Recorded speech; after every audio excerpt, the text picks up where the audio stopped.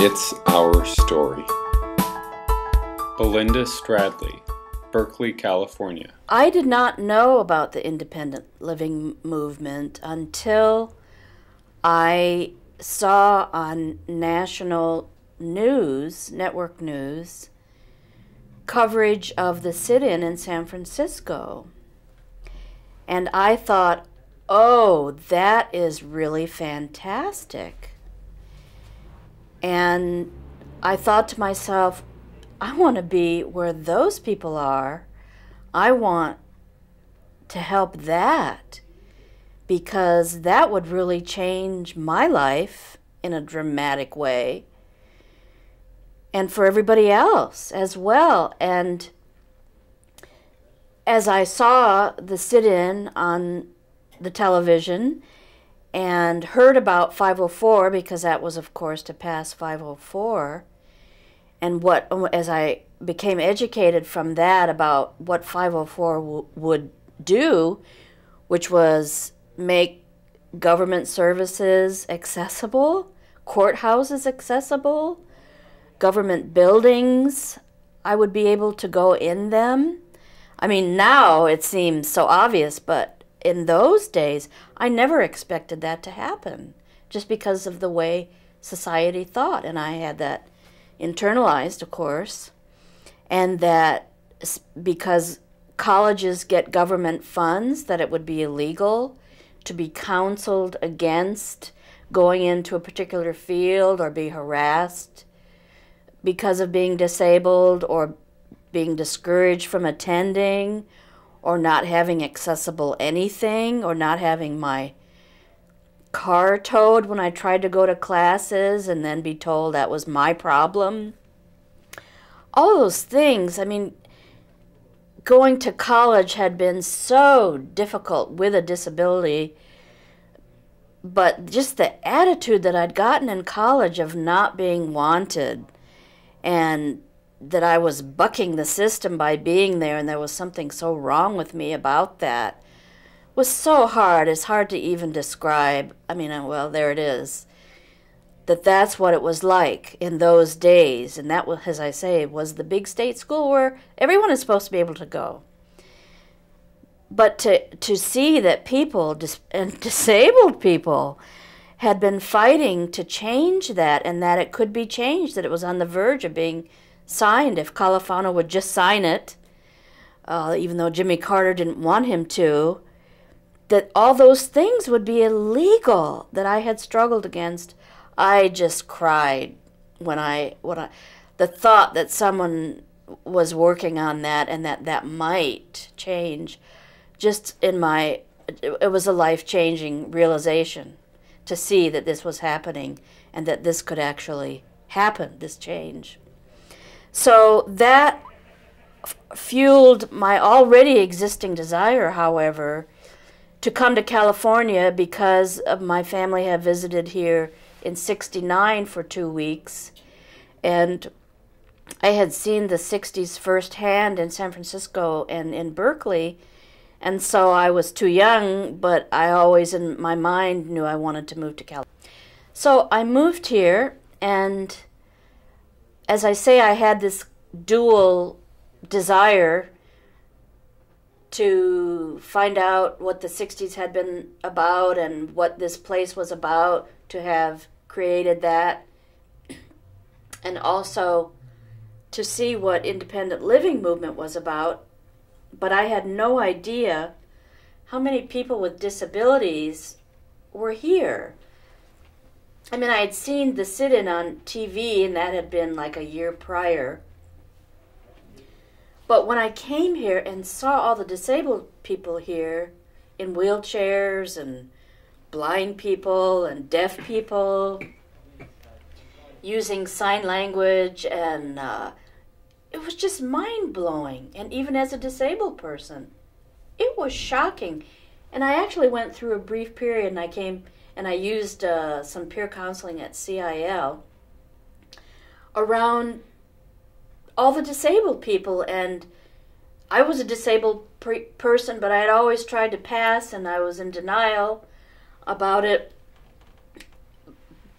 but somehow I was then faced, it was in my face, and I thought I was going to get worse or something. I went through these trips about it, but luckily was able to get peer counseling about it.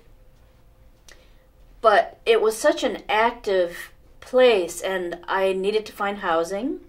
I came with like $300 in my pocket, and so I came to CIL because I had heard that there was a CIL. Believe it or not, I didn't know that there was a CIL. And to use their housing department, which I did and was able to find accessible housing. But on my first visit here, Michael Winter took me aside and said, we're looking for VISTA volunteers. We have positions to do work here at CIL, and would you be interested in doing that? And I said yes, and so I started to work here doing a variety of things at CIL, kind of whatever needed to be done. There were several VISTA volunteers here. At that time, I helped build ramps. They were building ramps, and so I would go out and, hammer nails and be shown what to do by the carpenters, and that was fun. And I would address complaints by consumers, or we called them clients in those days, about CIL services, and just kind of did whatever needed to be done.